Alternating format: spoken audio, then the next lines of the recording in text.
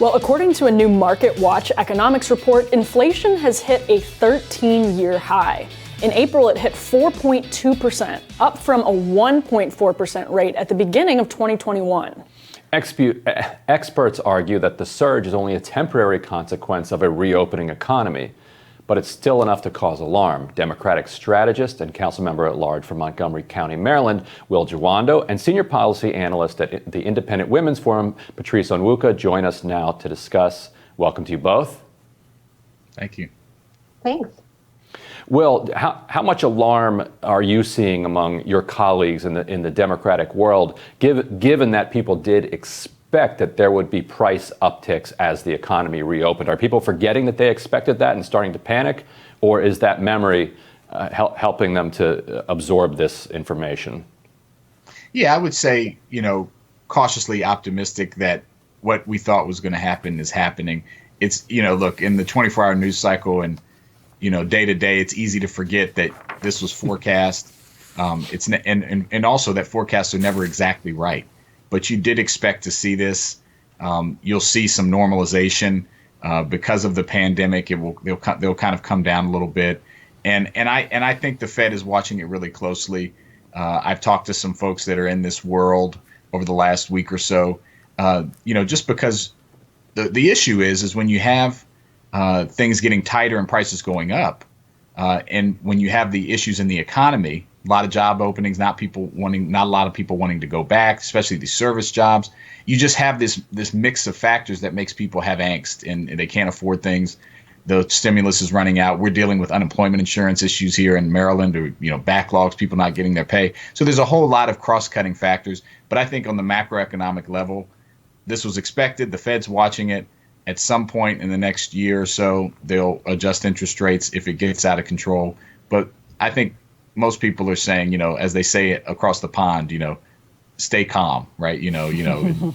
Stay the course here. Now, Patrice, how calm are you? How worried about this are you? And what do you think the Fed should do, if anything, right now? Well, I am much more alarmed by the rising prices. I mean, we just got the numbers out that last month prices in general rose 5%.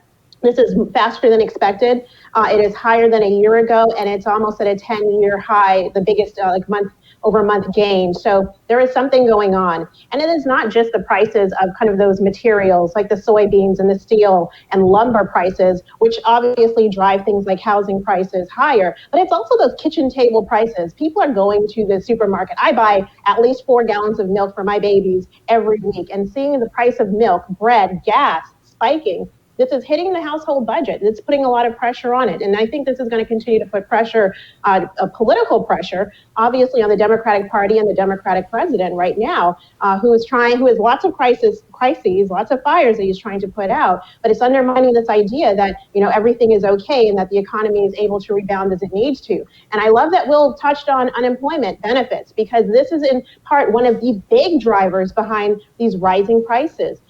Companies that had to idle their workers, had to furlough their workers, production companies, they can't find workers now to be able to get back to producing. The demand is rising. The demand is high. People have stimmies. People have savings. People have unemployment benefits, bonuses that are making it better for them to stay at home than to work. And all of that is feeding into why we're seeing everything get more expensive. If this does not start to decrease, I think it's going to have some political implications for 2022. And let's not forget, we have not seen inflation rising as fast over the past 5-6 years as we have this year. Right. The last time we saw inflation tick up, actually, was right after the 2009 stimulus was introduced. You started to see that data move up. People expected it. It happened. And then it fell back down, and we basically haven't had inflation since then.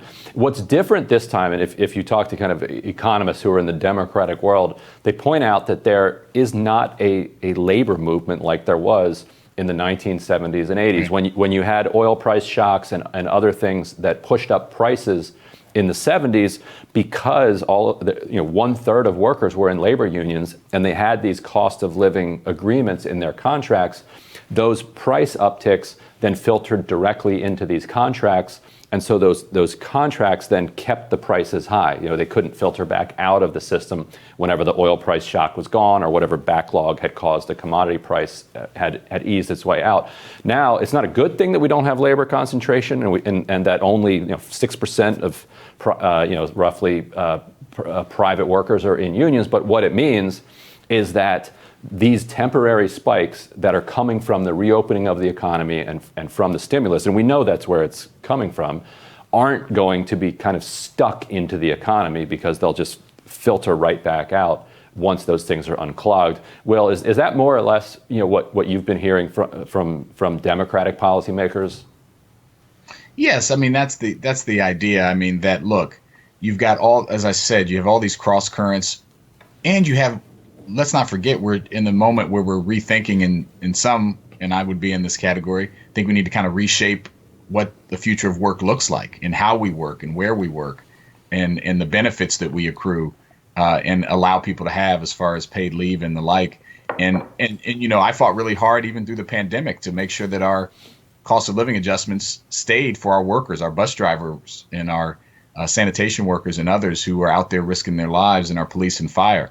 And so you're right. I think that is what we're seeing. And let's also be true. We're seeing some price gouging, right? As things, spike in different industries, people are going to take advantage of that. So that all needs to take time to normalize, and government has a role. But I think, like you said, the Fed's looking at it. We were expected to have higher than normal inflation. And if it gets out of control, they'll drop interest rates. But I think you'll see things start to normalize. People are spending that money. People are traveling, and prices. I know we have a story coming up, but people are trying to hire people back to meet the demand, but also raising prices because they're trying to make up some of that money they lost when things were shut down. Now, Patrice, if this is a process, and I agree that where our concept of work is shifting as technology shifts and as the shifts in technology accelerated during the pandemic, if that's true, how do you expect that, as this all unfolds, to sort of mingle with the variable of the interest rates here? Like, what's going to happen in the economy more broadly as these adjustments, whether it is this high this high inflation rate, higher than we've seen in a really long time, or these changes basically in our work culture and in the labor market, how do those unfold together? Well, first, I think we need to see some settling down of people in chairs. That'll happen as we've seen 25 states end the federal unemployment benefits bonus. We need to see the other 25 states, including mine here in Maryland.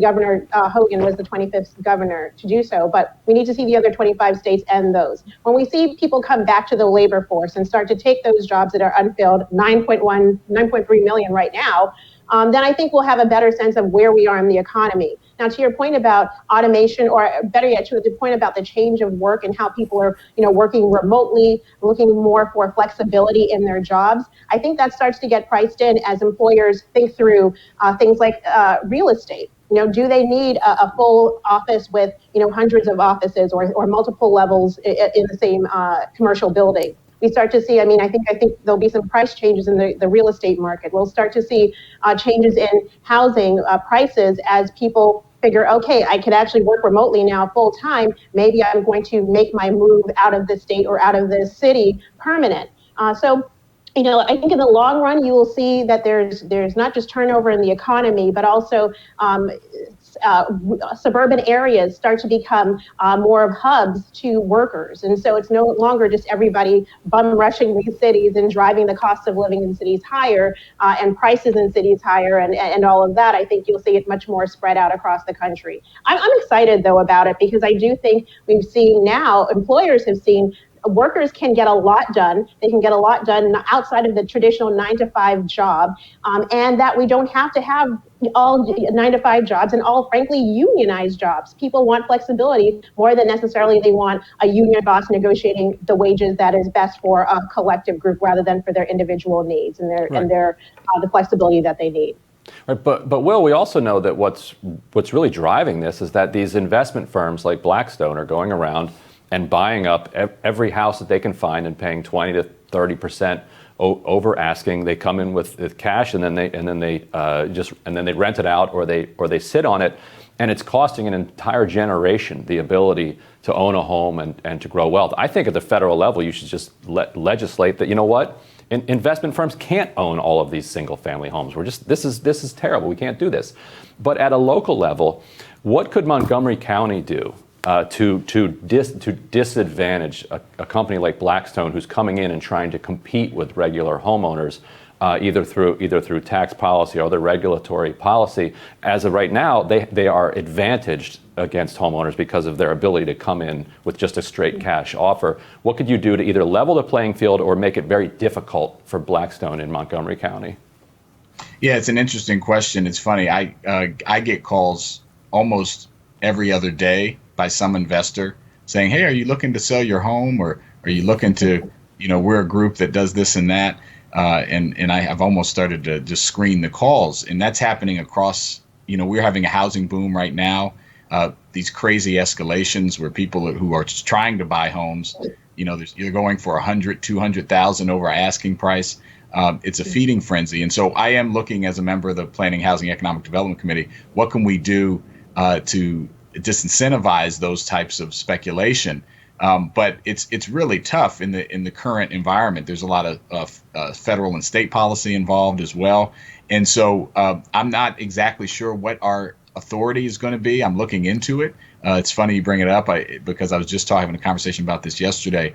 One of the things I will say, though, is that to the previous point, people are squeezed. If you were like us on this call and you could stay home and do your work and you had a stable job with health insurance, you did pretty well. But the inequality in this pandemic, both on the health side and the economic side, 40% of black businesses gone.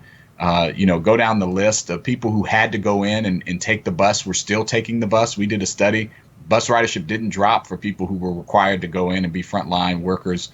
And so it really speaks to we don't want things to go back the way they were. I don't want unemployment. The reason I'm so against what Larry Hogan did is I don't want unemployment to stop and then low-wage workers have to put themselves and their families at risk and go take gig economy jobs and go back into restaurants and not make a living wage and just do things back to normal. We've got to change the system, provide health care, provide child care. That's why the infrastructure bill is so important. And so I think we need to use this moment for that. And the housing bubble is an example of that. The speculation, and we have to change the way our economy operates. Otherwise, you're just going to be back here with another pandemic, another crisis years down the road. Well, thank you both so much for your time this morning. We always appreciate it. Thank you. Thank you. We'll have more Rising for you right after this.